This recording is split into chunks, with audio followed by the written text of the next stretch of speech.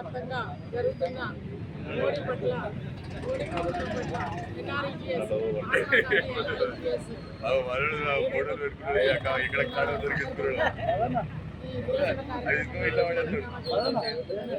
మరి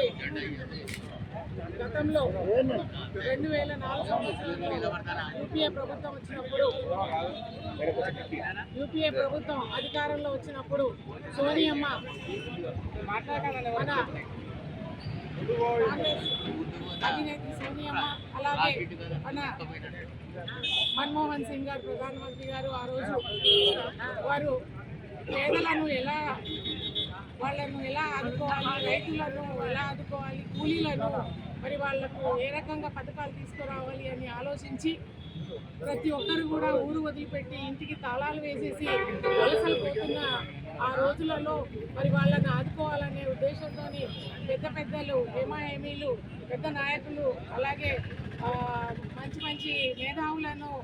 వాళ్ళందరినీ పిలిపించి మాట్లాడి 2006 సంవత్సరంలో మన అనంతపురం జిల్లాలో మన ముఖ్యమంత్రి ఆనాడు రాజశేఖర రెడ్డి గారు ఉన్నప్పుడు మన ప్రిన్సిపల్ సెక్రటరీ గారు మరి కొప్పుల రాజు గారు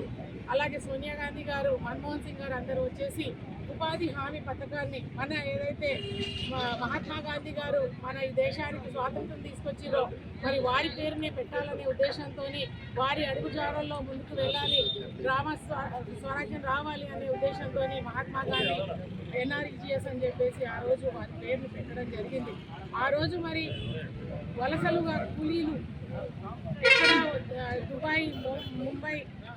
ఢిల్లీ, హైదరాబాదు, కరీంనగర్ ఇలా వాళ్ళ సొంత ఊరును వదిలిపెట్టేసి తాళాలు వేసి కుటుంబాల మొత్తం కూడా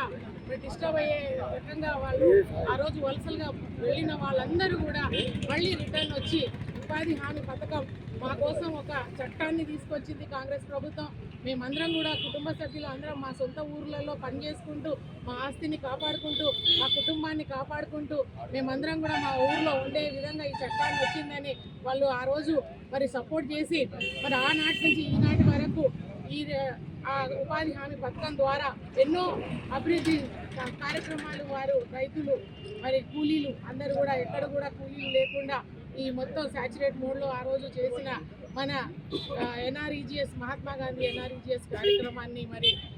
కాంగ్రెస్ పార్టీని వీక్ చేయాలనే ఉద్దేశంతో మహాత్మా గాంధీ పేరే లేకుండా చేద్దామనే ఉద్దేశంతో ఏదైతే కేంద్ర ప్రభుత్వం మోడీ ప్రభుత్వం మరి 11 సంవత్సరాల నుంచి వాళ్ళు ఆలోచిస్తూ ఏం చేస్తే బాగుంటుంది, మళ్ళీ నెక్స్ట్ ఎక్కడ కాంగ్రెస్ పార్టీ అధికారంలో వస్తుందో, రాహుల్ గాంధీ గారు ప్రధానమంత్రి అవుతారో అనే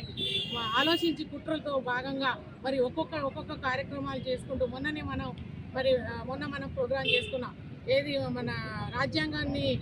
జయ సంవిధాన కార్యక్రమాన్ని చేపట్టి మనం గ్రామ ప్రాంతాల వరకు కూడా ఢిల్లీ నుంచి ఢిల్లీ దాకా కూడా నిరసన చేయడం జరిగింది. ఆ తర్వాత మరి మొన్న కూడా మనం ఈ కార్యక్రమం